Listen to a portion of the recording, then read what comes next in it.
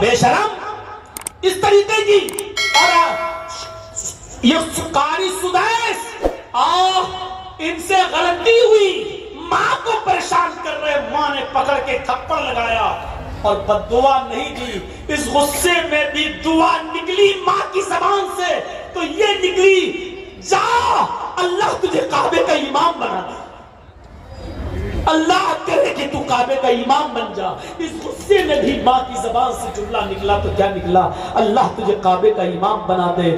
نہ جانے کون سے وقت میں اس کی زبان سے یہ دعا نکلی اور آج وہ بچہ بڑا ہو کر آج خانہ کعبہ کا امام ہے, اس مکے کا امام ہے.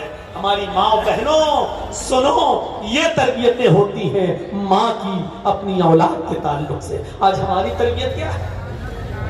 آج ہماری تربیت کیا ہے؟ ارے ابن ربیعہ کا واقعہ سنے ہو؟ تاریخ خطیب بغدادی پڑھیے, خطیب بغدادی نقل کرتے ہیں ابن ربیعہ کے باپ ربیعہ ابن الفروخ تھے. بیٹا پیٹ میں ہے, حمل ہے, 1-2 مہینہ باقی ہے بچہ پیدا ہونے میں, لیکن سفر پیش آ گیا. ان کو سفر پہ جانا تھا. 20,000 دینار اپنی بیوی کو دیتے ہیں ربیعہ اور کہتے ہیں کہ لو میں خرچے کے طور پر یہ 20,000 دینار دے کر جا رہا ہوں, مجھے آنے میں 2 مہینے بھی لگ سکتے ہیں, 1 سال بھی لگ سکتا ہے, سفر لمبا ہے, 2-3 سال بھی لگ سکتے ہیں, میں جا رہا ہوں. ربیعہ اپنی بیوی کو 20,000 دینار دے کر چلے جاتے ہیں, لیکن ربیعہ کو لوٹنے میں 27 سال لگ گئے. 1 سال نہیں, 2 سال نہیں, 3 سال نہیں, پورے 27 سال کے بعد ربیعہ ابن الفروخ جب لوٹ کر آئے تو اس زمانے میں یہ حدیث بھی ہے. اب تو خیر موبائل کا زمانہ ہو گیا ہے, آپ کہیں باہر سے ہیں تو اپنے گھر جانے سے پہلے فون کر دیں اپنی بیوی کو کہ میں آ رہا ہوں اور اس وقت تک گھر پہنچ جاؤں گا. جانتے ہو اپنے گھر میں اپنی بیوی کو یہ کہہ دینا ضروری ہے. کیوں؟ پتہ نہیں بیوی کس کنڈیشن میں بیٹھی ہو اور آپ 1 مہینے 2 مہینے کے بعد سفر سے آ رہے ہو اور دیکھو کہ کچن میں گھسی ہوئی ہے سلوار اور پراگندہ حال ہے, بال بکھرے ہیں اور کچھ اس نے تیاری نہیں کی ہے, اور آپ گھر میں گھسو بڑے ارمانوں کے ساتھ اور بیوی کا چہرہ سوچ رہے ہوگے کہ ملے گی ہیما مالنی, گھر میں گئے تو دیکھا چڑیل, اس کا چہرہ منہ اب آپ کے غصے میں کم بخت, میں تو آیا ہوں سوچ کے کچھ اور تو بھتنی بنی بیٹھی ہوئی ہے. اسی لیے حدیث کے ایک لفظ پر غور کیجئے. اللہ کے نبی کہتے ہیں اطلاع کر دو. اس زمانے میں کہہ رہے ہیں کہ اطلاع کر دو. اور کوئی آدمی جب باہر سے آتا تھا تو اپنے گاؤں کی مسجد میں رک جاتا تھا اور مسجد سے رک کر کسی کو بھیج کر کہتا تھا کہ تمہارے شوہر آ چکے ہیں, مسجد میں ہیں, کیا گھر میں آنے کی اجازت ہے؟ اگر بیوی اجازت دیتی تو شوہر گھر میں جاتا اور بیوی نہیں دیتی تو وہ مسجد ہی میں رہتا. اتنی دیر میں بیوی اپنا میک اپ کر لے, بن سور کر تیار ہو جائے تاکہ میرے شوہر کی نظر مجھ پہ پڑے تو وہ ہم کو اچھے انداز میں دیکھیں.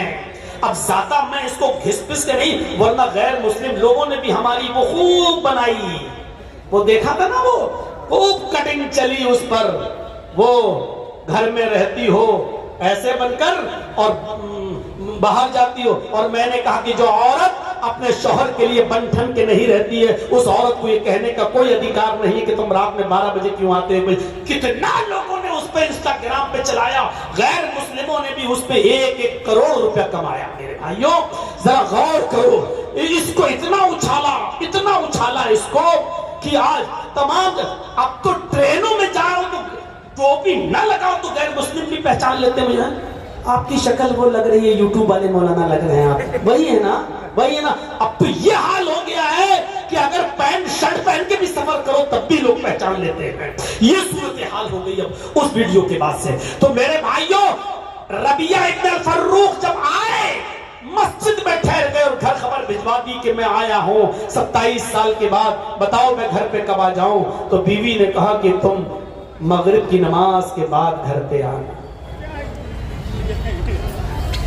شوہر نے عصر کی نماز مسجد میں پڑھی, ایک خوبصورت نوجوان لڑکے نے نماز پڑھائی اور چلا گیا.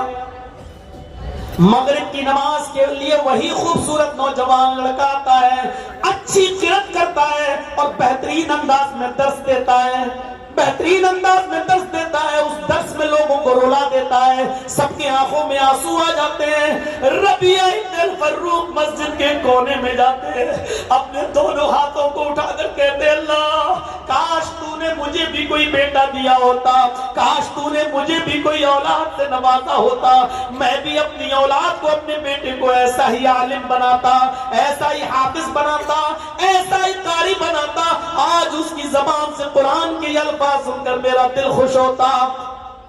اس نوجوان کی قرات اور تقریر سے متاثر ہے۔ تھوڑی دیر کے بعد پھر خبر آتی ہے آپ کی بیوی نے آپ کو گھر میں آنے کی اجازت دی ہے، اب آپ گھر جا سکتے ہیں۔ جیسے ہی ربیعہ ابن الفروخ گھر کی طرف جاتے ہیں، دروازے کو دستک دیتے ہیں، بیوی چھپی ہوئی ہے۔ بیٹے نے دروازہ کھولا جو اب 26 سال کا ہو چکا ہے، جب اس نے دروازہ کھولا تو سلام کیا ربیعہ ابن الفروخ نے، السلام علیکم۔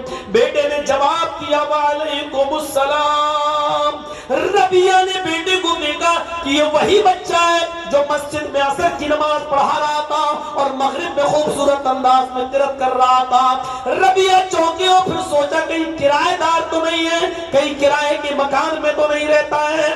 بیوی جو چھپی ہوئی تھی وہ باہر آتی ہے، کہتی ہے ربیعہ یہ تمہارا بیٹا ہے، ابن ربیعہ یہ تمہارا لخت جگر ہے جس کو تم میرے پیٹ میں امانت سمجھ کر چھوڑ گئے ہو، یہ تمہاری امانت تھی، تمہارے جانے کے بعد 2 مہینے کے بعد یہ میں نے اس کی ولادت کی پیدا ہوا، پھر میں نے اس کی اچھی تعلیم و تربیت کی۔ ربیعہ نے جب دیکھا کہ یہ میرا بیٹا ہے تو آسمان پہ نظریں ڈالی اور کہا اللہ میری دعا مانگنے سے پہلے ہی تو نے قبول فرما لی، اور میں جیسی اولاد چاہتا تھا وہ اولاد تو نے مجھے عطا فرمائی۔ پھر وہ دونوں میاں اور بیوی اپنے روم میں جاتے ہیں، اور جانے کے بعد شوہر نے کہا میری بیوی 20,000 دینار میں تمہیں دے کر گیا تھا، کچھ بچا یا نہیں؟ بیوی نے کہا اب یہ بتاؤ کہ 20,000 دینار تمہیں زیادہ محبوب ہے یا اس بچے کی تعلیم، اس بچے کی تربیت جو میں نے اس بچے کے اوپر خرچ کیا ہے؟ فرمایا میری بیوی تو نے 20,000 دینار کو ضائع نہیں ہونے دیا، 20,000 دینار کو تو نے برباد نہیں کیا، تو نے اس کو صحیح جگہ پہ لگایا، تو نے اس کو صحیح مقام پر خرچ کیا۔ اللہ نے مجھے صالح اور نیک اولاد اور عالم و فاضل و قاری کی شکل میں مجھے دے دی، یہ بہت بڑی امانت ہے۔ اے میری بیوی تو نے میری امانت کا صحیح استعمال کیا ہے۔ میرے بھائیوں ایک عورت اگر چاہے تو شوہر کی غیر موجودگی میں بھی اپنے بچے کی تربیت کر سکتی ہے۔ اسکولوں میں تربیت نہیں ملے گی، کالجز میں تربیت نہیں ملے گی، بڑے بڑے ڈگری کالجز میں تربیت نہیں ملے گی۔ کیوں؟ اگر کالجز اور ڈگری کالج اور اسکولوں میں اور میڈیکل کالجوں میں اگر تربیت ملی ہوتی تو آج بڑے بڑے پڑھے لکھے لوگ پینٹ کی چین کھول کر گدھے اور کتے کی طرح سڑکوں کے کنارے پہ کھڑے ہو کے پیشاب کرتے ہوئے نظر نہیں آتے۔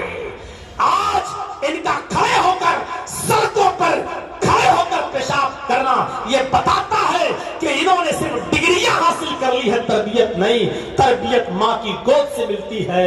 مدرس لیپ از فرسٹ کالج فار چلڈرن، ماں کی گود یہ بچے کا پہلا مدرسہ ہے۔ اگر بچہ ماں کے پیٹ سے تربیت حاصل کر کے نہیں نکلا تو زندگی میں کہیں تربیت حاصل نہیں کر سکتا ہے۔ اور یہ تربیت ملے گی مدرسوں سے، یہ تربیت ملے گی تمہیں ماں کے گود سے۔